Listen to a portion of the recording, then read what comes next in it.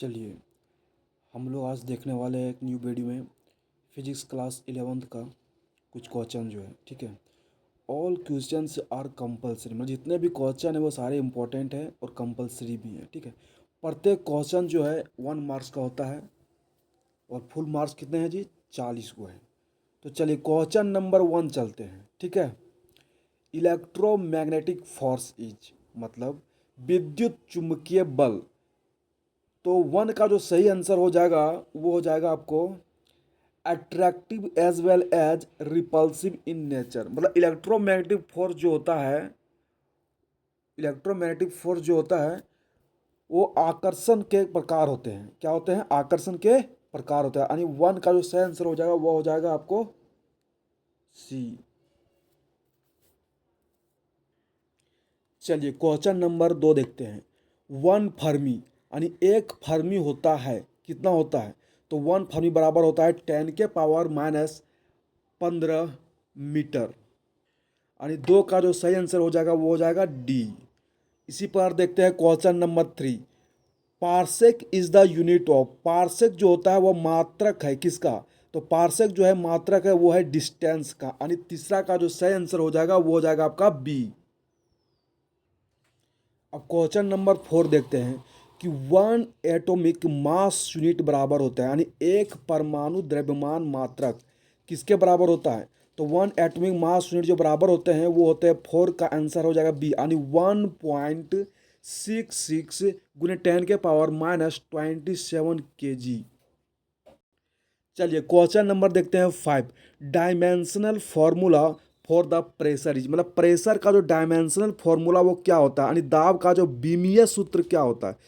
तो 5 का जो सही आंसर हो जाएगा वो हो जाएगा ए, यानी ml-1t-2।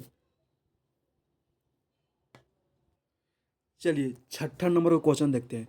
If a man goes 10 metre towards north and 20 metre towards east then his displacement, मतलब यदि एक व्यक्ति 10 मीटर उत्तर की ओर जाता है और 20 मीटर पूरब की ओर जाता है तब इसका विस्थापन क्या होता है? तो चलिए देखते हैं कि एक व्यक्ति है, ठीक है, जो 10 मीटर किधर जा रहा है जी?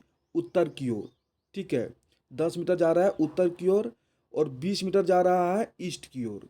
इधर होता है ईस्ट और इधर होता है नॉर्थ, ठीक है। तो 20 मीटर जा रहा है ईस्ट की ओर।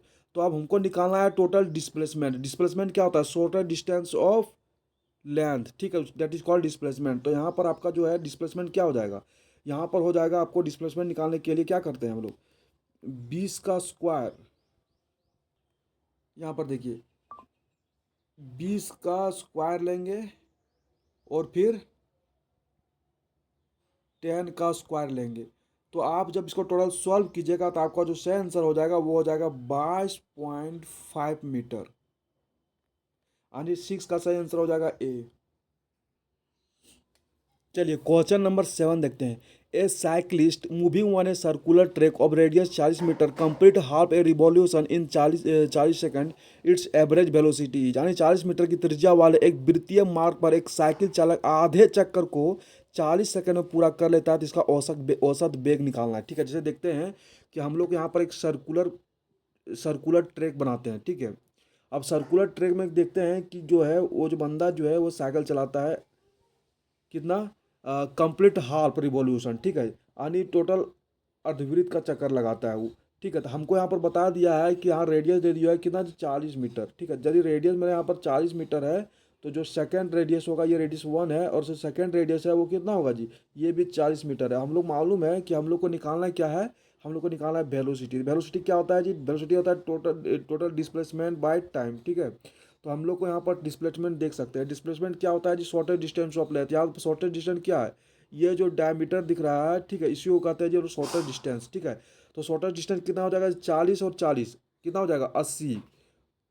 और फिर समय कितना है? समय मेरा हो जाएगा आपका दिया हुआ है 40 सेकेंड। तो टोटल को आप डिवाइड कीजिएगा, ठीक है, तो कितना आएगा? 40 में 80 जाएगा तो 2 आ जाएगा जी, ठीक है, यानी 2 मीटर पर सेकंड आ जाएगा जी। तो आपका जो 7 का जो सही आंसर है जो है वो हो जाएगा सी।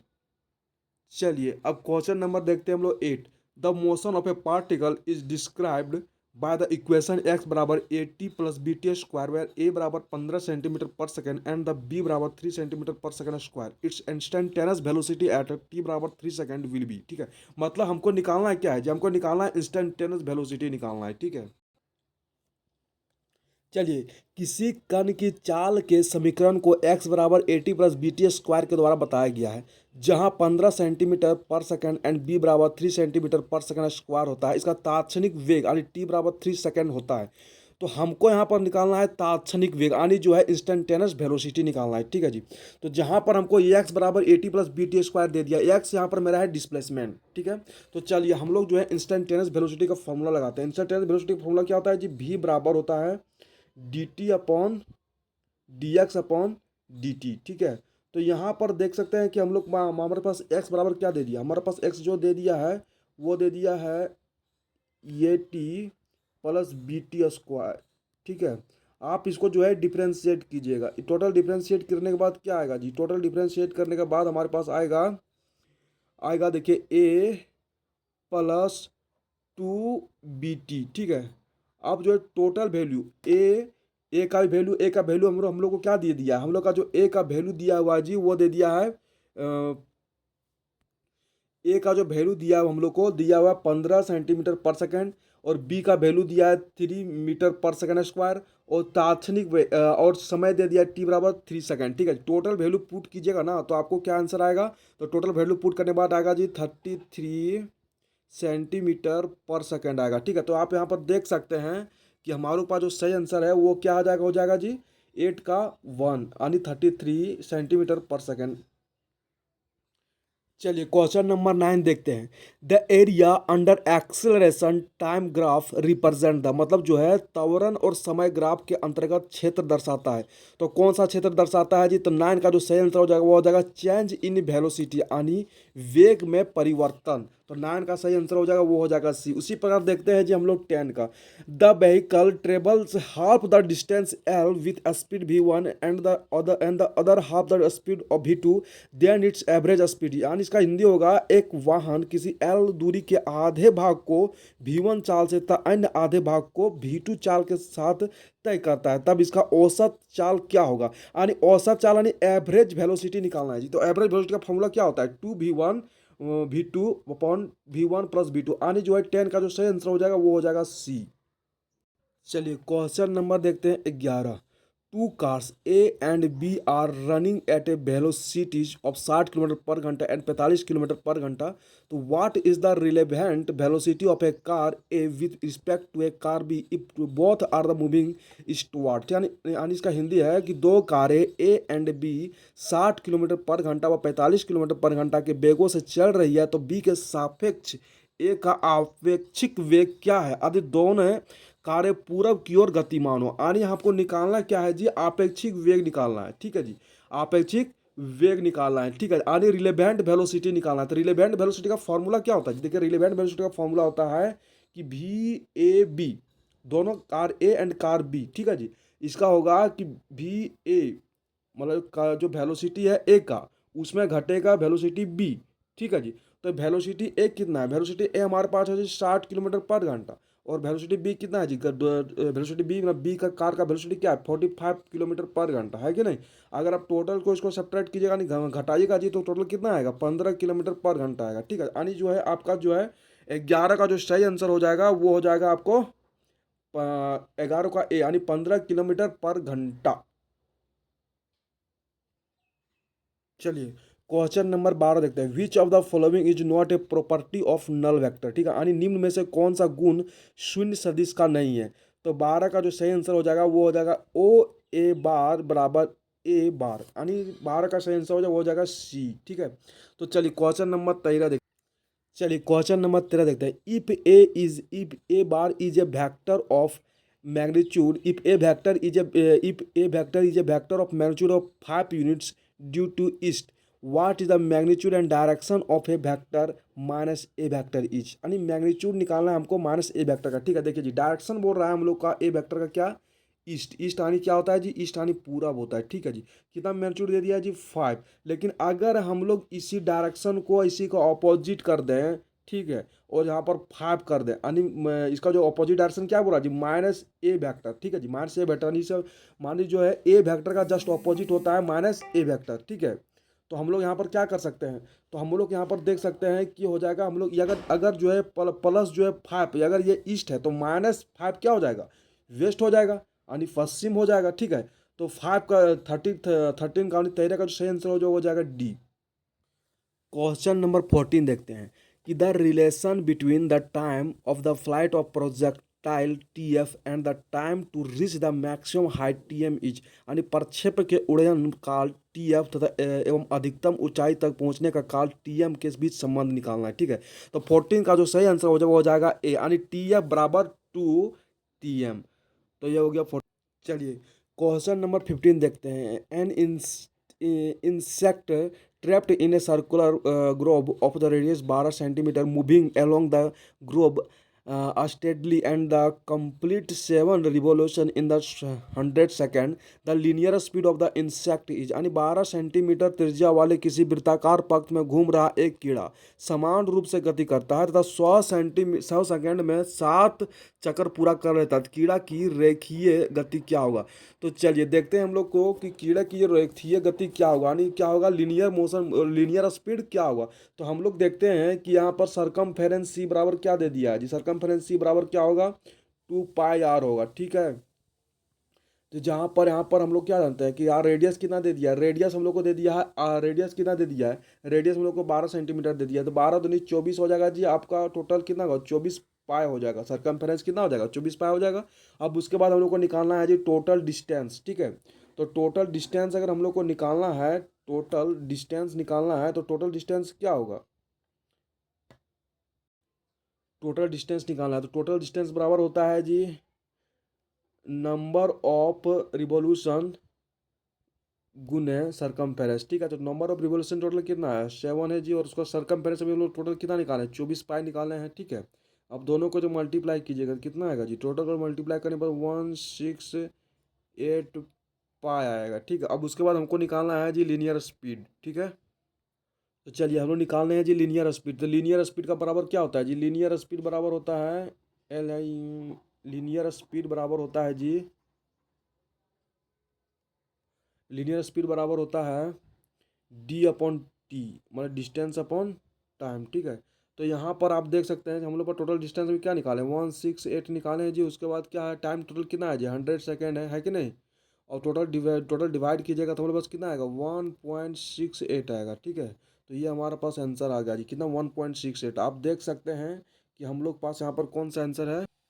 उसके बाद यहाँ पर देख सकते हैं 168 की जगह एक पाई भी होगा, तो यानी हमारे पास कितना हो गया जी, 1.68 पाई आ गया, ठीक है। तो 1.68 पाई वैल्यू जो है टोटल जो है अप्रोक्सीमेट है, मतलब लमसम बराबर है किसके जानते हैं जी, 5.3 के बराबर है, यानी 5.28 आता है, बट 5.3 के लमसम बराबर होता है, यानी आगे 15 का जो सही आंसर हो जाएगा बी।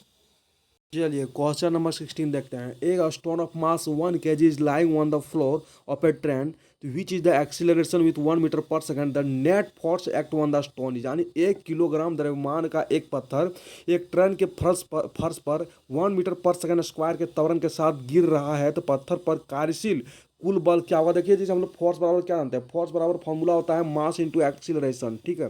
तो यहाँ पर हम लोग को जो मास दे दिया है जी वह दे दिया है 1 किलो यानी 1 kg का। उसके बाद हम लोग पास जो एक्सीलरेशन दे दिया है जी वह दे दिया है 1 मीटर पर सेकंड। टोटल जो निकलेगा जी आपका 1 न्यूटन निकलेगा। तो आप देख सकते हैं 16 का जो सही आंसर है वो हो जाएगा बी जी। चलिए हम लोग देखते हैं क्वेश्चन नंबर 17। एक cyclist bends while taking turn off to, यानी जो है साइकिल सवार मुड़ते हुए झुक जाता है। क्यों झुकता है जी, क्योंकि वह झुकता है जनरेट रिक्वायर्ड सेंट्रीपिटल फोर्स, वह सेंट्रीपिटल फोर्स को जनरेट करना चाह रहा होता है। 17 का सही आंसर बी हो जाएगा। यानी क्या होगा जी, आवश्यक अभिकेंद्री बल को उत्पन्न करने के लिए वो जो है साइकिल जो होता है वो झुका।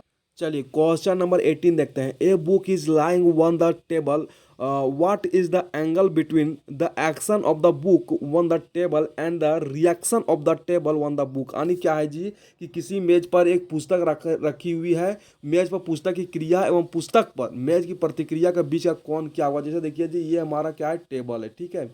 इसके ऊपर एक तो बुक रखा हुआ है, ठीक है, बुक रखा हुआ यानी रामायण का ग्रंथ रखा हुआ। अब देखिए जी अगर ये जो ग्रंथ, ये जो बुक है वो नीचे की ओर क्या करेगा जी, एक्शन लगाएगा, ठीक है जी। तो जब नीचे की ओर एक्शन लगाएगा बुक, तब टेबल जो है बुक पर क्या लगाएगा, रिएक्शन लगाएगा, जस्ट इसी को ऑपोजिट जी, ठीक है। अब हमको ये बताइए कि ये दोनों का बीच में एंगल कितना बन रहा है। तो एक सर रेखीय में कितना एंगल बनता है जी, 180 डिग्री का एंगल बनता है। तो आप यहाँ पर सही आंसर मान सकते हैं जी, 18 की डी। चलिए क्वेश्चन नंबर देखते हैं 19।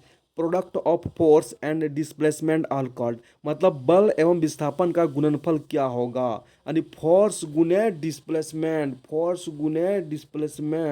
बराबर क्या होता है जी, होता है वर्क। वर्क बराबर फॉर्मूला क्या होता है, फोर्स गुने डिस्प्लेसमेंट। तो 19 का सही आंसर हो जाएगा डी। चलिए क्वेश्चन नंबर 20 देखते हैं। A boy lift a mass of 1 kg to a height of 1 metre in 20 second. The power of the body the boy is taken, इतना इतना। चलिए देखते हैं। एक लड़का जो है 20 सेकंड में 1 मीटर ऊंचाई तक 1 किलोग्राम के एक द्रव्यमान को उठाता है। तो लड़के की शक्ति क्या, यानी लड़के का पावर निकालना है जी। तो यहाँ पर हम देख सकते हैं कि हम लोग सबसे पहले पावर निकालने से पहले क्या होता है, पावर का फॉर्मूला होता है जी वर्क डन अपॉन टाइम, ठीक है। तो यहाँ पर हम लोग को वर्क डन तो दिया ही नहीं है, तो चलिए वर्क डन निकालेंगे। तो वर्क डन बराबर क्या होता है जी, वर्क डन बराबर जो फॉर्मूला होता है वो होता है mgh, ठीक है। यहाँ पर हम लोग देख सकते हैं हम लोग को मास दे दिया है। मास कितना दिया है जी, ये किलोग्राम। ग्रेविटेशनल कितना दिया हुआ, छोटी जी का वैल्यू होता है जी आपका कितना जो होता है 9.8 लेते हैं हम लोग, यहाँ पर लेंगे 10, ठीक है। यहाँ पर हाइट कितना दिया हुआ, हाइट दे दिया जी 1 मीटर। टोटल को कैलकुलेट कीजिएगा तो आपको आ जाएगा जी 10 जूल आएगा, ठीक है। तो हम लोग को निकालना है जी पावर। पावर बराबर क्या होता है जी, पावर बराबर होता है work done upon time T. तो वर्क डन हम लोग निकालें जी यहाँ पर 10, समय निकाला यहाँ पर दे दिया है जी हम लोग को 20 सेकेंड, ठीक है। टोटल को अगर डिवाइड कीजिएगा तो आएगा जी 0.5 जूल आएगा जी, ठीक है। तो आप यहाँ पर 0.5 वेट आएगा जी, ठीक है। तो आप यहाँ पर देख सकते हैं 20 का जो सही आंसर हो जाएगा वो हो जाएगा आपका डी। चलिए क्वेश्चन नंबर देखते हैं 21। A ball of mass m collides with a wall with a speed v and rebounds on the same line with the same speed. If the mass of the wall is the taken as infinite, then the work done by the wall on the wall is, यानी जो है इसका हिंदी होगा m द्रव्यमान की एक गेंद भी चाल से किसी दीवार से टकराती है तथा समान चाल से समान रेखा से वापस लौटती है। यदि दीवार के द्रव्यमान को अनंत मान लिया जाए तब दीवार पर गेंद के द्वारा किया गया कार्य क्या होगा, यानी दीवार पर कोई गेंद टकराता है जी और फिर उसी बल और उसी एनर्जी के साथ वो क्या होता है, रिटर्न आ जाता है। तो यहाँ पर बोल रहा है कि यहाँ पर जो वर्क डन होगा सो कितना होगा। जहाँ पर दीवार मेरा क्या है जी, इन्फिनाइट है। तो यहाँ पर वर्क डन मेरा हो जाएगा 21 का बी, यानी 0 हो जाएगा जी। यहाँ क्वेश्चन देखिए 22 का। For which of the following does the centre of mass lie outside the body, निम्न में से किसके लिए द्रव्यमान केंद्र पिंड के बाहर स्थित होता है जी। तो 22 का जो सही आंसर हो जाएगा डी, ए बैंगल। बैंगल मतलब क्या होता है जी, चूड़ी होता है, ठीक है। चलिए 23 देखते हैं। A point mass m is placed inside a spherical shell of radius r, ठीक है जी। एक स्पेरिकल सेल है जी जिसका रेडियस आर है जी, इसके अंदर में मास जिसका डिस्टेंस आर बटा 2 है from the centre of the cell. The gravitational force exerted by the cell one the point mass, मतलब एक तो पॉइंट मास कहीं पर भी जी किसी स्पेरिकल के अंदर है, ठीक है। वहाँ पर ग्रेविटेशनल फोर्स कितना लगेगा, हमको जानते हैं जी कोई भी स्फेयर के अंदर में ग्रेविटेशनल फोर्स क्या होता है, ग्रेविटेशनल फोर्स 0 होता है। यानी 23 का सही आंसर क्या हो जाएगा जी, सी हो जाएगा। इसका अगर हिंदी मीनिंग देखना चाहते हैं देख सकते हैं कि एक बिंदु द्रव्यमान एम किसी त्रिज्या आर के द्रव्यमान एम वाले गोलीय कवच के केंद्र से r/2 दूरी पर स्थित है। तो बिंदु द्रव्यमान पर कवच द्वारा लगाया गया गुरुत्वाकर्षण बल क्या होगा। तो आपको 23 का आंसर वही सी बराबर 0 होगा जी। तो आप यहाँ पर फिर देख सकते हैं 24 क्या बोल रहा है, 24 बोलता है कि the escape velocity of 10 gram body from the earth is 11.2 kilometre per second. Ignore air resistance the escape velocity of 10 kg of the iron ball from the earth will be, मतलब बोल रहा है जी कि हमको escape velocity निकालना है। कोई भी 10 ग्राम का कोई ऑब्जेक्ट है जी, उसको हम पृथ्वी से अंतरिक्ष में भेज रहे हैं, उसका रफ्तार कितना है जी 11.2 किलोमीटर है, ठीक है जी। अगर हम लोग उसको इग्नोर कर देते हैं, ठीक है जी, तो हमको escape velocity निकालना 10 kg of the iron ball, मतलब हम लोग लिखते हैं जी एक 10 किलोग्राम का आयरन बॉल, ठीक है। अब उसका स्क्वायर वेलोसिटी क्या होगा, देखिए हम लोग जानते हैं जी कि अगर कोई ऑब्जेक्ट को हम पृथ्वी से अगर अंतरिक्ष में फेंकते हैं, ठीक है, तो उसका एस्केप वेलोसिटी हमेशा 11.2 किलोमीटर पर सेकेंड ही होता है जी। ये चेंज नहीं करता, ये वेरी नहीं करता, ये मास पर डिपेंड नहीं करता जी। तो यहाँ सही आंसर हो जाएगा 24 का सी, यानी 11.2 किलोमीटर पर सेकेंड।